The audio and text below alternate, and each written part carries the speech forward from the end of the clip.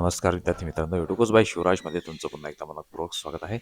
कनिष्ठ सहाय्यक भरती 2026 ही नवीन सरकारी भरती मित्रांनो आज आपल्याकरता घेऊन आलेलो आहे.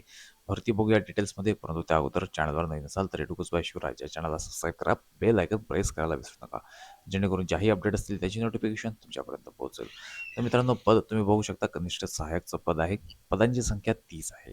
शैक्षणिक पात्रता म्हणाल तर कोणतीही पदवी तुमच्याकडे असेल तर तुम्ही त्या ठिकाणी अर्ज करू शकता. वयोमर्यादा तुम्ही बघू शकता, 18 ते 38 हा वयोगट आहे.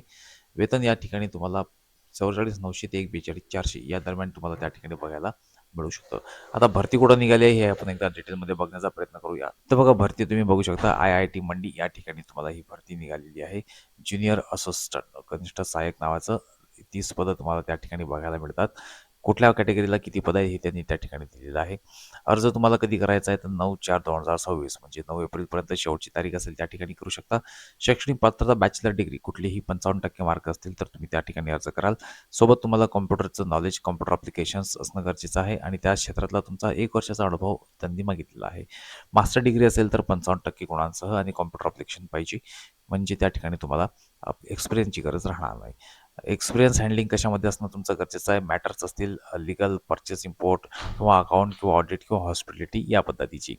आता या ठिकाणी आणखीनही त्यांनी बऱ्याचशा टर्म्स कंडिशन दिलेल्या आहेत, की प्रोबेशन कसं असेल, काय पद्धती असेल, परीक्षा पद्धत तुमची कशी होणार आहे, ह्या संपूर्ण डिटेल्स त्यांनी त्याच्यावरती दिलेल्या आहेत.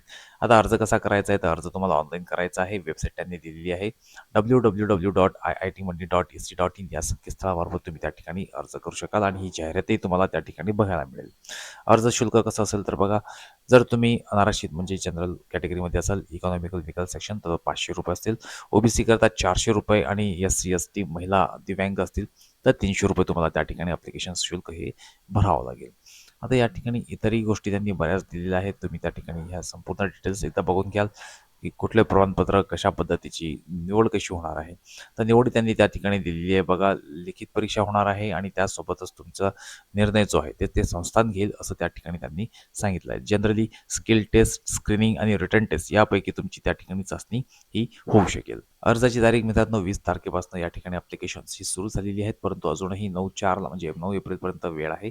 निवड आपण बघितलेली आहे, त्यांनी त्या 3 स्क्रीन दिल्या आहेत, त्या पद्धतीने होऊ शकेल. फीससुद्धा खुल्या प्रवर्ग आणि इकॉनॉमिकल विकर सेक्शन 500 रुपये, ओबीसी करता 400 आणि SC ST महिलांकरता 300. ॲप्लिकेशन्स या ठिकाणी तुम्हाला ही जाहिरात बघायला मिळेल. तर मित्रांनो, ही होती एक शॉर्ट अपडेट तुमच्याकरता. अपेक्षा करतो व्हिडिओ आवडला असेल प्लीज लाईक करा, नाही इतरांनाही शेअर करा. आम्ही इन्स्टावर सुद्धा उपलब्ध आहेत, ते आम्हाला तुम्ही DM करायला विसरू नका. तेव्हा पुन्हा भेटू लवकरच नवीन व्हिडिओसोबत. तोपर्यंत धन्यवाद.